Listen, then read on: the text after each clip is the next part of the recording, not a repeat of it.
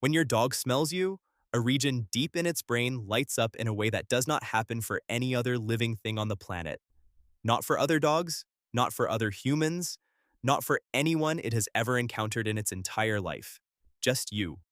Scientists have actually mapped this.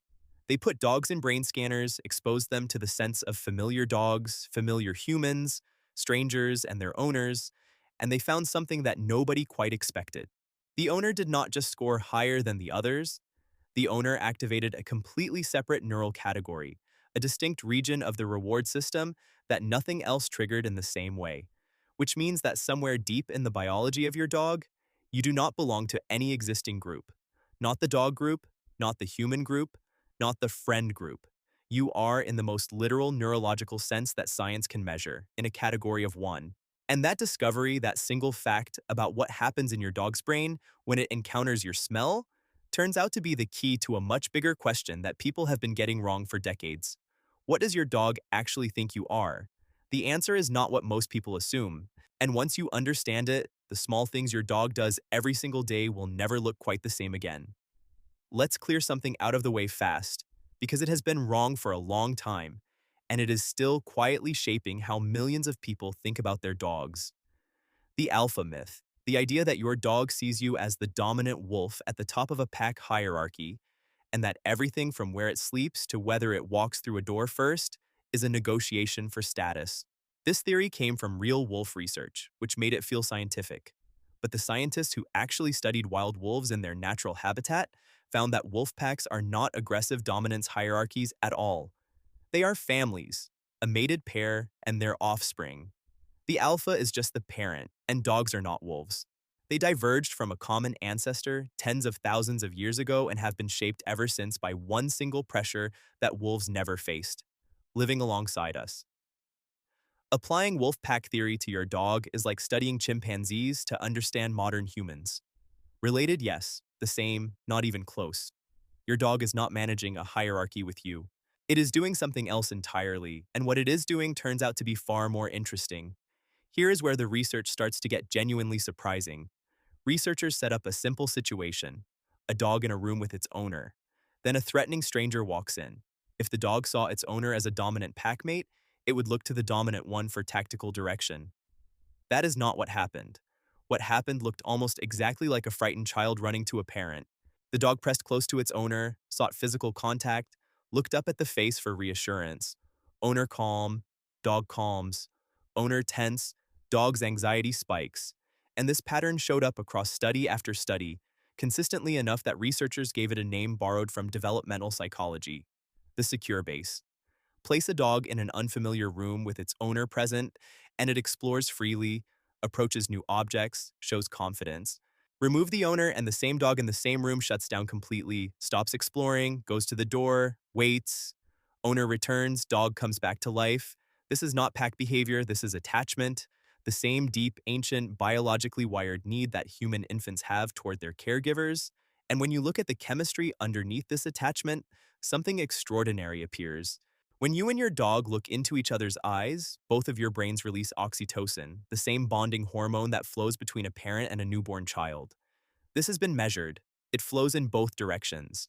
You look at your dog, your oxytocin rises. Your dog looks at you, its oxytocin rises too. To be precise, it is not identical to the parent-infant bond in every detail, but it is the same hormonal system, operating in a remarkably similar way, which is strange enough on its own. Because this loop does not happen when wolves look at humans, even wolves raised by people from birth. It does not happen between dogs and strangers. It is specific to this particular bond. And the oxytocin system between parent and child is one of the most powerful attachment mechanisms evolution has ever produced. Ancient, deep, designed to make two beings organize their emotional lives around each other. Your dog has that system. With you, on a neurological level, what your dog feels toward you is not a pale imitation of love. It is built from the same architecture. But here's the part that tells you most specifically what your dog thinks you are. Not just that it loves you, but what category it has actually put you in. Because your dog has met other dogs. It has met other humans. It has a whole rich social world. And every being in that world gets filed somewhere. Other dogs are one thing, familiar humans are another. You are something else. And the clearest proof of this is what we already talked about, the brain scan finding, the smell study, the fact that your specific scent activates a region of your dog's reward system that nothing else touches. You are not in the human category with a higher score. You are not in the dog category with special privileges.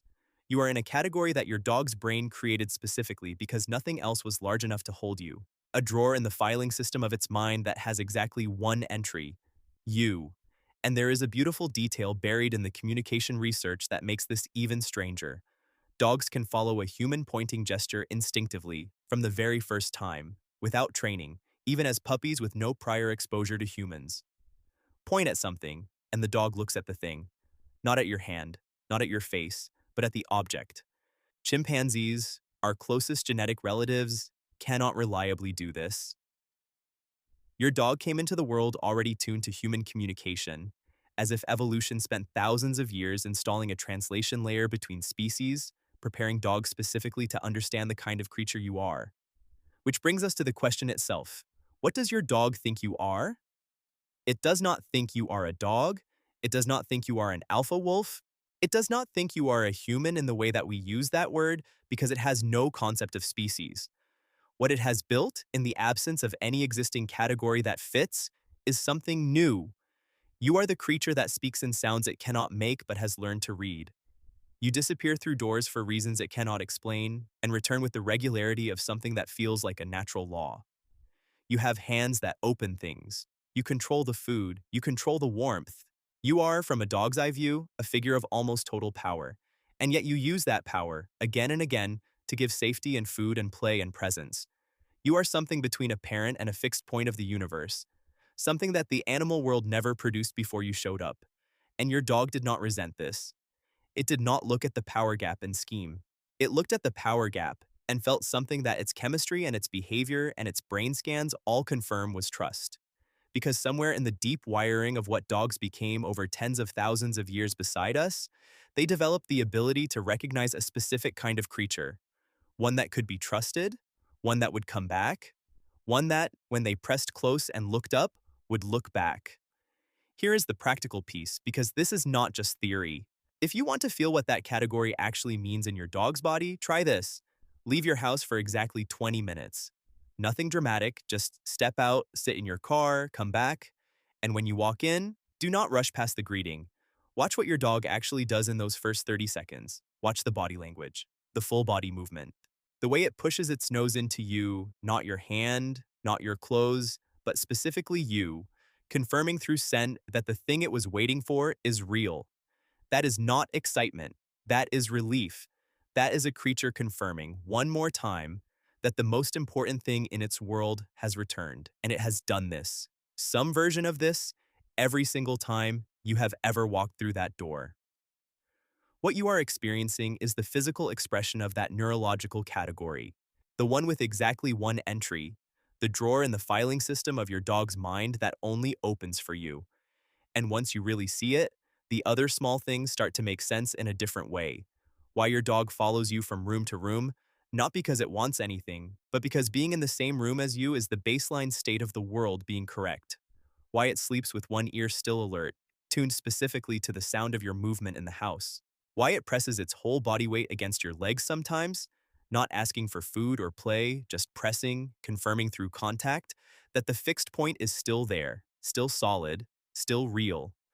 Why during a thunderstorm, it watches your face instead of the ceiling or the window, because your face is the instrument it reads to determine whether the world is safe or not. Your dog is not managing you. It is not performing for you. It is organized around you, in the deepest and most literal sense. Its definition of normal is your presence. Its definition of safe is wherever you are. And it made you that not because you established dominance, not because you passed some test, but for the simplest reason imaginable. You were there, you were kind, and you kept coming back. That was enough. That was, apparently, everything. So what does your dog think you are? Not a wolf, not a packmate, not a leader in any hierarchy the animal world has produced. It thinks you are the warm place and the safe place, the sound it listens for in a quiet house, the face it finds in a crowded room, the presence that converts an unfamiliar space into home, the thing its brain built an entirely new category for, because nothing that already existed was large enough. Your dog did not find you and file you somewhere convenient. It looked at you, ran out of existing categories, and built something new. Something that lives only in the precise and specific shape of you. And it has been carrying that thing faithfully and quietly and completely every single day since the very first morning it opened its eyes and found you there.